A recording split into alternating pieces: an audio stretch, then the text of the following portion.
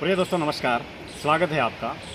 आइए आज की इस बातचीत में हम कर्म शुद्धि और भाव शुद्धि पर बातचीत करते हैं। दोस्तों, जैसे किसी भी व्यक्ति के कर्म होते हैं वैसा ही उसका भाव होता है। भाव अर्थात मन के विचार होते हैं, और जैसे मन के विचार होते हैं वैसा ही किसी भी व्यक्ति का कर्म होता है। जब तक कोई भी व्यक्ति साधक या ईश्वर का उपासक कर्म शुद्धि नहीं करता है तब तक उसके जीवन में भाव शुद्धि नहीं होती है, विचारों की शुद्धि नहीं होती है, चित्त की शुद्धि नहीं होती है, अंतःकरण की शुद्धि नहीं होती है। यह घटना या क्रिया वैसे ही है कि जिस तरीके से एक व्यक्ति आईने में देखता है, दर्पण में देखता है, तो दर्पण में देखते वक्त उसकी शक्ल सूरत जैसी है वैसी की वैसी हूबहू वास्तविक यथार्थ रूप से आईने में नजर आती है।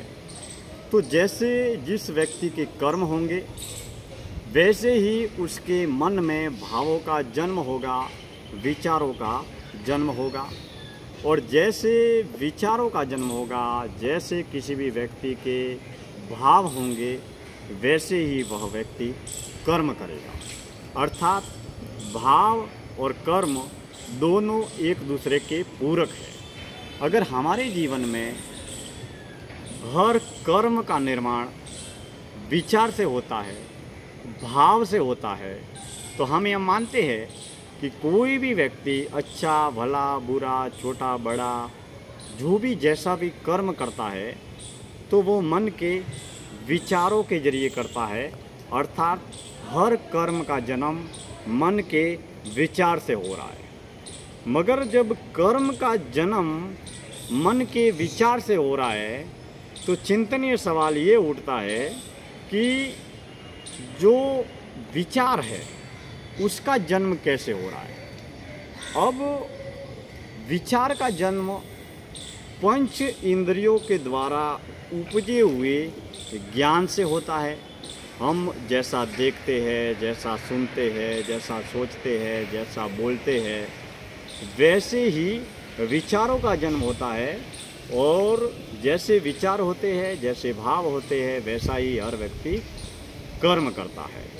अब कोई सज्जन है, कोई संत है, कोई सतोगुणी प्रवृत्ति वाला भला आदमी है, उस व्यक्ति की देह में भी काम क्रोध लोभ मोह और अहंकार ये पंच विकारों का समावेश है। अब कोई बुरा व्यक्ति है, तामसिक व्यक्ति है, तमोगुणी व्यक्ति है, राक्षसी या दुष्प्रवृत्ति वाला अगर कोई व्यक्ति है तो उसकी देह में भी तो काम क्रोध लोभ मोह अहंकार का समावेश है। अब पंच तत्व की देह में पंच विकार का समावेश हर जगह है, सब जगह है।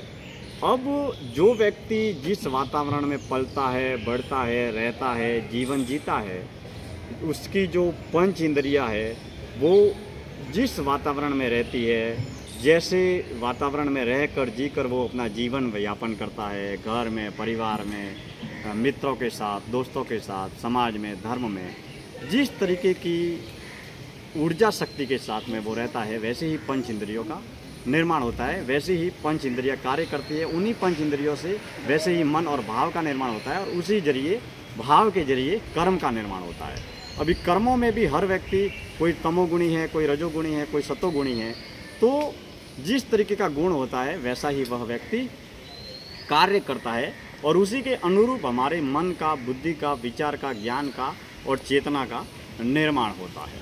दोस्तों, आज की इस जीवन दर्शन यात्रा में इतनी ही बातें युवाओं को, समाज को जोड़ने और जगाने वाली इस जीवन दर्शन यात्रा में आप जुड़े रहे।